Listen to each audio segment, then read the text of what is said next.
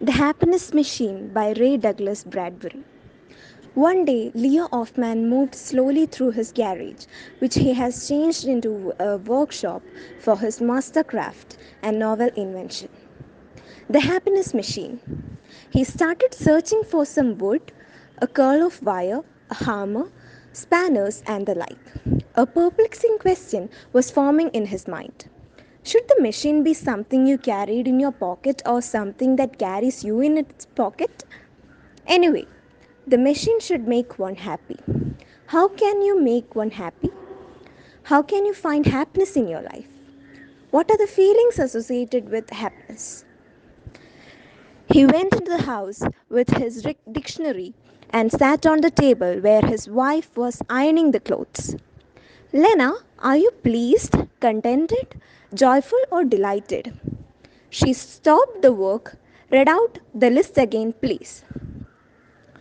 Closing the book, he said again, say yes or no. Aren't you happy, joyful, or delighted? Our domestic ones are contented. Our babies and people of a second childhood here are delighted. Do you think whether I'm happy doing all these household chores? I know I'm trying to solve all your complaints. I'm not complaining, Lee, and never complain. But please, don't ask such crazy questions for which you may not get the answer. Suddenly, Lena Hoffman froze and sniffed the air. Oh my god, look at what you have done. She pulled the oven door open. A thick cloud of smoke whirled through the kitchen. And that's happiness. You talked to me for the first time in 6 months, and for the first time in 20 years, our supper bread has turned into charcoal. Leo Hoffman evaded from the kitchen when the smoke subsided. Clinks, clanks, rings, beeps. Sound of the toil echoed rhythmically from the garage. He peered in to see even the slightest happiness on any face and any nook and the corner. Those days were without food, rest, and sleep. But he was thrilled to see the machine in shape. The happiness machine is ready, husked Leo Hoffman, sneaking into the kitchen. Lee, you lost your pounds and our children were lacking your care. But you say the machine is ready. Please leave off with what you are making. Man can make such changes. He was awakened the next morning by the wake sounds of birds, dogs, and people. The birds were fluttering around the roof, and the dogs were near the door of the garage. People peered over the fence to the garage. The sound of the happiness machine. It was sort of sound with all kinds of hummings in varied frequencies. Tell me, Lena said quietly, standing by his side, looking into the garage. Could that make old men, young men, or I be happy in that box if you died of overwork? I would be left alone by you and children with all those tedious household tasks. Can the machine get all things done for the house, the kitchen, and the children? That's not how it's made. Then I have got no time to look. I'm sorry. She kissed his cheek and left the room. This is not the right time, he thought. Let's try the machine tomorrow. Late that night, he heard some crying. He entered the children's room and saw Saul weeping bitterly, burying his face in the pillow. Saul, you had a nightmare? The boy wept. Then, in the moonlight, he saw the open door of the garage. He went down, entered the garage, and found the happiness machine terribly hot. So he was inside. Couldn't the machine make him happy? The next day, Leo succeeded in leading his wife to the 8-foot tall, orange colored machine. Okay, you test your damn thing with me and spare my children. Don't give them nightmares. All the children gathered around the box. Which button do I need to press to make myself overjoyed, contented, and delighted? Mama, said Saul, don't. We need to check it out. Saul. She got into the machine, sat, and looked at her husband. Not for me, dear. It's for you, nervous wreck. Please, he said, press the button and you'll see. The door was shut. There was a click, and the machine shivered and growled like a wild dog. Papa! Saul hugged his father from behind. Is Mama all right? Asked Naomi. The machine continued making strange sound. All right, she's fine. Listen. From inside the box, they could hear Lena's excited yells. Oh, look at that. Paris, Rome, the pyramids, perfume. The blue Danube was heard from inside. Music, I'm dancing. Only she thinks she is dancing, he announced to the world. Amazing voice rang from inside again. Leo Hoffman blushed with pride. Suddenly his smile faded when he heard someone crying inside. She is crying, said Naomi. She can't be.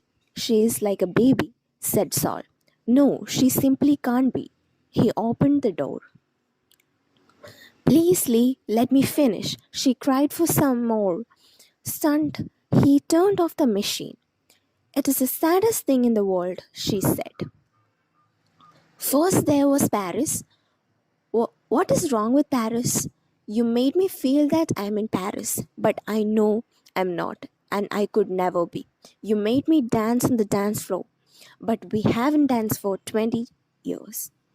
I'll take you dance house tomorrow morning. Leo tried to console her. No, no, no. It's not important, even though your machine thinks it's important. What else? Leo Hoffman became gloomy. What else? The machine says I'm young, but I know I'm not.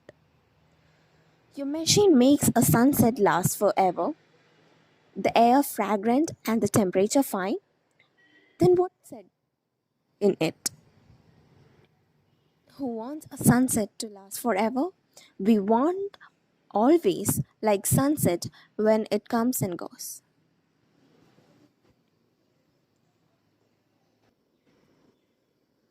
It shouldn't be. We like quick things for they are quick and far away things as they are not easily reachable. I still do not understand what's wrong with the machine. Let me check it. He sat down inside the machine and shut the door. The machine started quivering and growling again.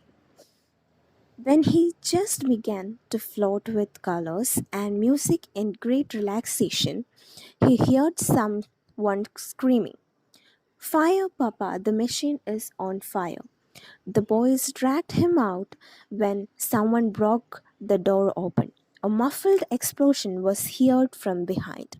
Lena Hoffman ensured the machine burning very well, then yelled out, Saul, call the fire department. Lena Hoffman, Grandpa Spaulding, Douglas and Tom grazed and at the flames swallowing the garage. Most of the boarders, old men across the ravine, and all the children from sick blocks around the watched firemen striving to put the soaring flames out. Hoffman's children felt proud of the giant flames coming out from their garage, which became a visual treat for everyone. Grandfather's plodding neatly studied the smoke ball making mysterious patterns in the sky. Was that your happiness machine? Let me figure out later and I'll tell you. Leo, Lena said, I hope it won't take a year to figure them out. I'll be there in the house putting things back to normal. It's in absolute chaos by the commotion you made with machine these days. Come, children, help mama. Leo Hoffman left with grandfather and his children when all the firemen and people had gone. He steered his boat through the wet ashes and ruins and said, "The first real thing you learn in life is you are a fool. You want to see the happiness machine? It got patented more than 1,000 years ago and still there, even though not good all the time. But it runs on and on. But the fire, said Douglas. Don't count. It doesn't take a year to figure out what he has burned. Leave that worthless babble. Look the happiness machine. You'll see it through the front window. They all looked through the large window pane. Every sense of the body was inspired by the big and tiny ripples over there. Saul and Marshall were playing chess at the coffee table, and Rebecca laying out the silver in the dining room. Naomi was cutting paper doll dresses and Ruth painting watercolors. Joseph was running his electric train and Lena was sliding a pot roast from the steaming oven. You could hear far away voices and someone singing in a high, sweet voice. You could feel the aroma of the baking bread and the tempting butter. Everything seemed to be working fine, and Leo Hoffman gazed serenely through the window. There it is, feeling the healing touch of all the bits and pieces of his house in sheer ecstasy, he said. The happiness machine, the happiness machine.